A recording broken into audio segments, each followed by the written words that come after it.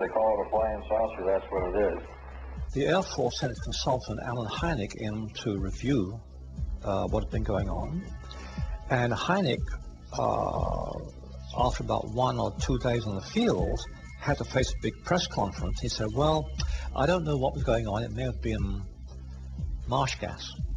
A little bit of swamp light appears here. It goes out. Another one appears over here. That goes out.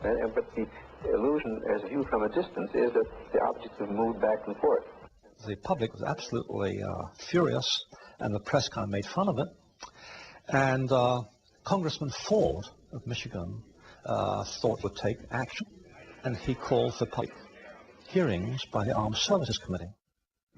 This matter should be brought from... In a recent exclusive telephone interview, President Ford confirmed his involvement in the investigation.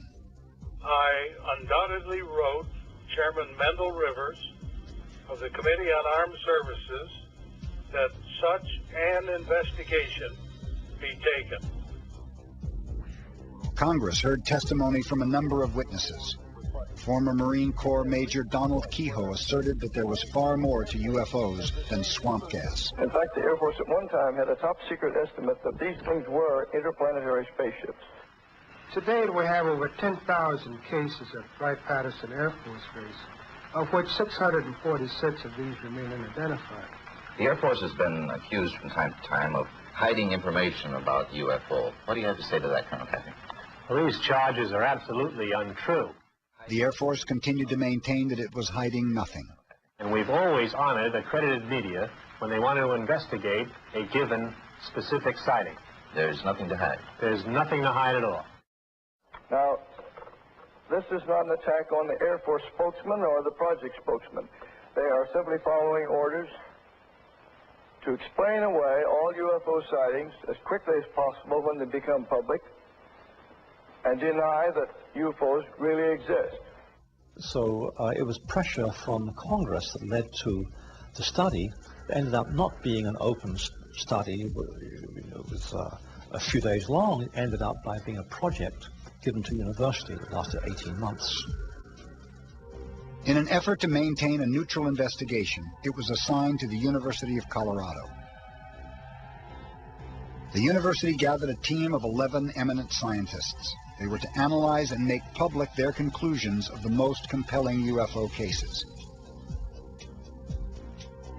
As reported in the 1968 feature article published by Look magazine, the university study was doomed from the beginning.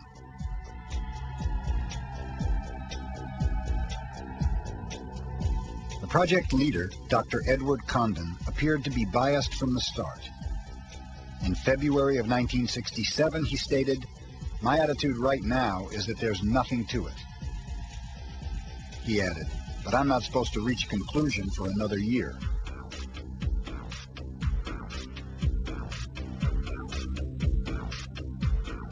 The Look article goes on to describe how 2 scientists were fired over a leaked memo written by one of the project's managers. This memo dictated what the project's conclusions were to be before the project even started.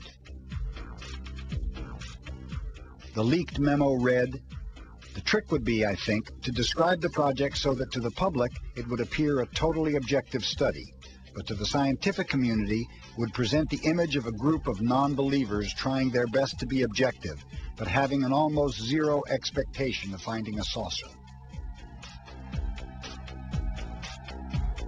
When Representative J. Edward Roosh read the leaked memo and all the controversy published by Look magazine, he urged Congress to take over the investigation because he challenged the objectivity of the study. His plea was ignored. Left unchecked, the project chairman announced the conclusions to the anxiously waiting press. Dr. Condon stated that nothing has come from the study of UFOs that has added to scientific knowledge. It is not a fair and accurate summary of the body of the report, which a summary should be. 3 decades later, Dr. Peter Stoic, an astrophysicist from Stanford University, takes a close look at some of the case studies never mentioned in Condon's summary. The Condon report is really a complex document. If you're looking for what they thought were wild goose chases, you'll find those. If you're looking to see whether there are any intriguing cases that were really challenges to the staff, you'll find them. And if you want to see whether the staff thought anything was what they call, quotes, a real UFO, you'll find that too. There are 2 radiovisual cases analyzed by MacDonald and Thayer. In conclusion, although conventional or natural explanation certainly cannot be ruled out, the probability of such seems low in this case, and the probability that at least one genuine UFO was involved appears to be fairly high. Another case summary was that this must remain as one of the most puzzling radar cases on record, and no conclusion is possible at this time. And there are 2 photographic cases analyzed by William Hartman, who he thought were possible UFOs.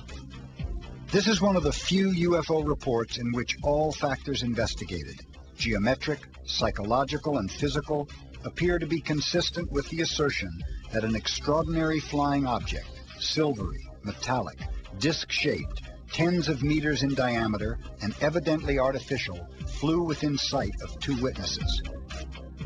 But they do not feature at all in Condon's summary. The part that most people read, the part that the press referred to, were the few pages of recommendations and about 1 chapter, a short chapter summary that were written entirely by Condon. While the panel of scientists conducted an objective investigation as requested by Congress, the project leader appeared to have ignored the data and asserted that there was nothing to the UFO phenomena. On December 18, 1969, the New York Times quoted Dr. Condon saying it was a bunch of damn nonsense and that he was sorry that he ever got involved with such foolishness. Condon's 30-year-old conclusions are still being used today as a benchmark to prevent further official scientific investigation.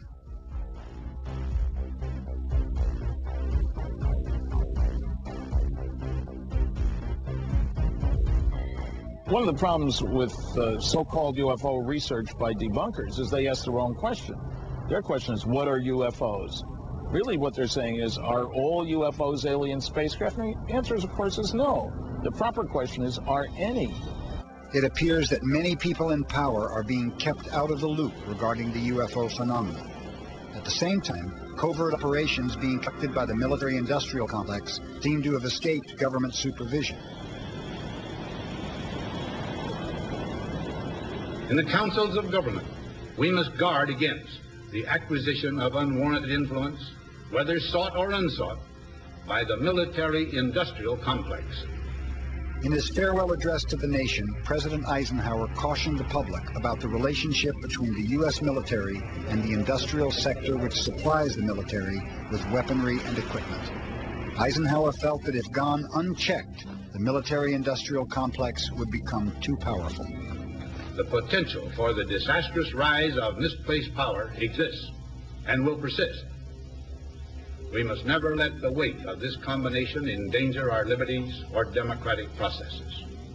But I think he was telling us the military-industrial complex will stick you in the back if you are not totally vigilant. And I think he felt like he had not been vigilant. I think he felt like he trusted too many people. Brigadier General Stephen Lovkin served under President Eisenhower in the White House Army Signaling Agency. He recalls Eisenhower's concern with the military-industrial complex. He realized that he was losing control. He realized that the phenomenon of whatever it was that we were faced with was not going to be in the best hands, and those were as far as I can remember, that was the expression that was used. It's not going to be in the best hands.